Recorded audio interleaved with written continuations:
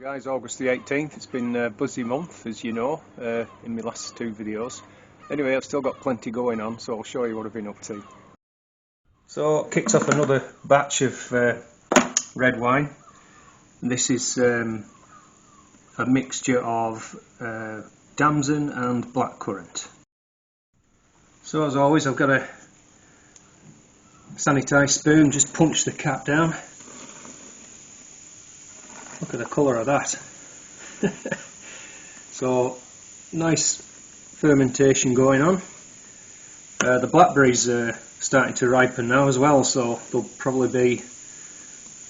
definitely be enough for a batch of blackberry wine as well. But I thought I'd get the job going with this mixture of Damson and mine's gone blank. Blackcurrant. There we go. Here's a dish of our Crimson Crush tomatoes. Absolutely beautiful they are, really nice. And then if we have too many to use at once sort of thing, I've been doing oven slow roasted tomatoes, which are absolutely fantastic. So here's just a few of them. We've been eating them every day, they're absolutely gorgeous they are. So basically, yeah, it's dead easy. You just cut them in half. Season them, put mixed herbs on, or herbs of your choice, herbs de Provence maybe, olive oil, bit of balsamic, and if you want put some garlic powder or chopped up garlic on as well, mix it all in. Make sure they're coated and put them in a cool oven about 100 degrees C for about 6 hours depending on the size of the tomato, but they're well worth doing, and they'll keep for about 3-4 weeks in the fridge. Sorry about the noise, the washing machine's on in the background there. Anyway, these are the Red Sun shallots I harvested a while ago. I've cleaned them all up now. So plenty there. What I do is I go through and pick out the biggest and the best. And these will be for next year. I'll replant these, you know, next February or whatever, in modules. And these will go for pickling and whatever else we want them for, but I'm very pleased with those. They're lovely they are. Red Sun, that's variety Red Sun. Okay, well, I've walked down to the plat, so I'm just going to show you. These are my main crop onions. These are the multi-sown Sturon, and they're just a nice size. As I say, when I used to grow them from sets, sometimes they were twice as big as that, but they would never dry properly in the neck, and I find these are much better, store much longer. There's only two of us anyway, so, and we're just coming to the end of our frozen onions, so it's very timely. So there's 3 racks here, you can see, and then I've got, here's my compost, a huge amount of material been going in there, and then I've just got the others under here. And they're just windfalls I keep picking up, and hopefully they'll last long enough till it comes to pressing day for the cider. So I actually didn't show you the finished elephant garlic. Once I'd harvested it didn't really take that long to dry out, and there's some really nice cloves, really nice. So there's plenty. And here's the rounds, so these are going to be replanted, and of course they were spring sown, so they by next autumn next year will make that, whereas these should make these. So that was a good yield, I was very happy with that. Another thing to mention is that it's time to get the wasp traps out. In fact, I should have had them out a bit earlier, to be honest, but I've been so busy with other things it just slipped my attention. Anyway, I've got 3 out so far. I've got 1 up at home on the plum tree, 2 on the micro orchard, and I'm going to put 1 up here. I'm not sure whether to hang it in the Damson or I might put it down that big tree down the bottom, and then it's got to be around head height, so if I just show you a shot. You see what I mean? There's lots of pretty good set here, The cool weather, actually, we've had quite a bit of rain and cool weather this last week, so there hasn't been many wasps around, but it's forecast to come warm again. So I think we need to get one hung up around here somewhere. And just a word on this solution here, if you want to know what that is, it's 10% wine or cider, 5% vinegar. You can use either malt or the white distilled vinegar. 100, so this is to make a litre, sorry I should have said that, yeah, so you want 100 grams of sugar, 50 mils of vinegar, 100 mils, or you can put a bit more in, 200 mils of wine or vinegar, cider, what am I talking about, and then make the rest up to a litre with water. Just make sure all the sugar's dissolved, and that's the recipe for that, and it works very effectively. So I'm just going to put some in there, and then we'll go and find somewhere to hang it up. So I decided in the end just to hang it here on this row of espaliers. This is the Discovery apple. Some really nice fruits, although again it's one of these that it does tend to suffer from brown rot and canker, but that's nice looking fruit. It's too wet to pick today, so I'll try tomorrow, because I'm pretty much sure they're about ready now. And just looking down the row here, I'm just trying to prop up some of these branches. Even though I've thinned them to a spur, I'm just wondering whether I should take a few more off, so I'm just trying to support them with anything really. Like this one, for example, is just sat on a couple of bricks just to stop them touching the soil really.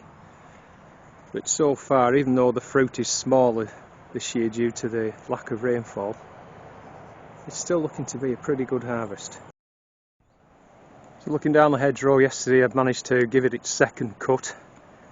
Because it hasn't grown out as far, I just drop it into this bit here and let it rot down.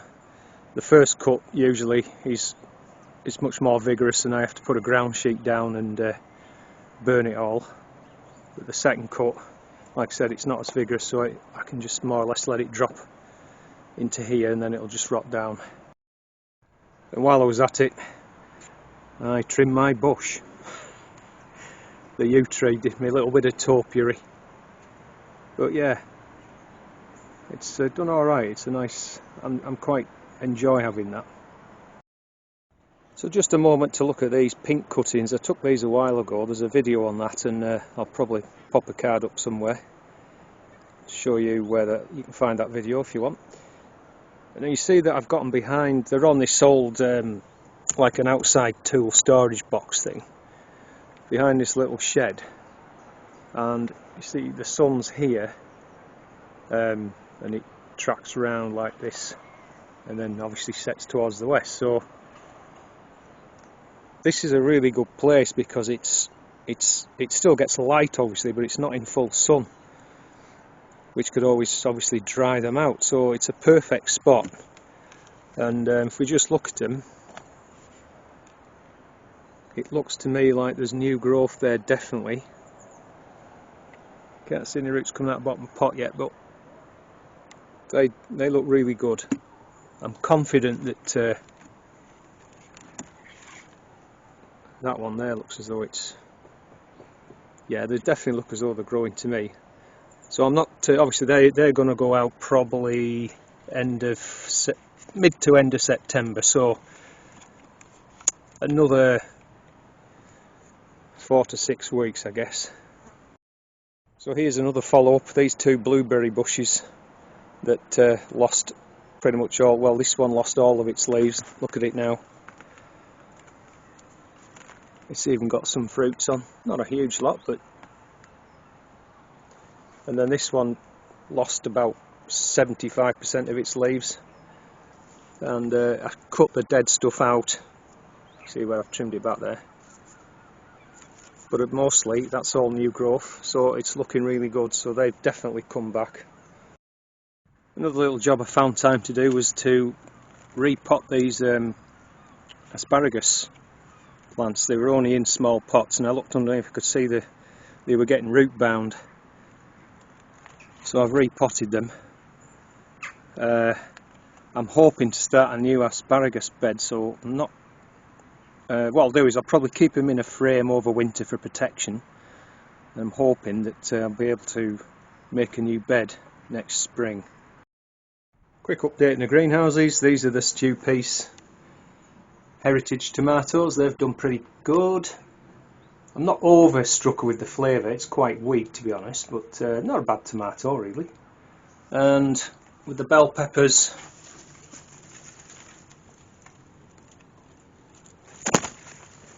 they're doing fantastic. In the 8x10 I showed you a big bowl of Crimson Crush up at home before, and you can see it's absolutely still loaded. They're still loaded with fruits. You might notice the cucumbers have gone. They just literally, I think in a previous video I showed them they were wilting. Well, a couple of days later they're just completely gone, and all I can assume is they just didn't have enough ventilation. It just got too hot for them, and that was the end of them. So it's a shame, but anyway, that's the problem with not having your greenhouse at the back of your home. You can just walk out and open the door or whatever, increase the ventilation, but when you're on an allotment, you know, you can't do that. Anyway, yeah, that was the red fig.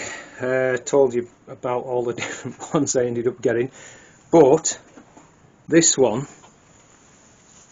I've now decided is definitely one I'm going to grow again. It's a one called Black Opal. A mate gave it to me. Well, this is Black Opal, and that's the same there. So I've got two plants, and you can see the San Marzano down there. There's some ripening now, but this Black Opal, the flavour is second to none. It's absolutely fantastic, so I'm definitely going to be growing that one again. Also, another little follow up on the new strawberry plants that Thompson and Morgan sent me. I think this was it Colossus, I think it was called, or something like that. But you can see this is new growth. See new growth coming out from the crown there. Same here. And it looks like it's trying to flower, so I'll cut those off. And I've got 3 in this trough here, and again this is all new growth, so it's very exciting and I'm very happy with that.